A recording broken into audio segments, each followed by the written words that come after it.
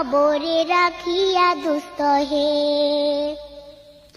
কবরেতে রাখার পরে আসবে দুই ফেরেশতা, দুনিয়াতে কি করেছ করিবে জিজ্ঞাসা, সঠিক উত্তর দিলে হবে শান্তি সুখের বাসা দুস্থ হে। উত্তর যদি সঠিক না হয় দুঃখের সীমা নাই, সর্প এসে দংশন করবে হাদিসেতে পাই, যে জায়গায় সাহায্য করার আপন কেহ নাই দুস্থ হে। এখনো তো সময় আছে, হও না হুঁশিয়ার, দমে দমে জপরে মন নামটি আল্লাহ, এই নামের উসিলায় সেদিন হইয়া যায় ব্যাপার।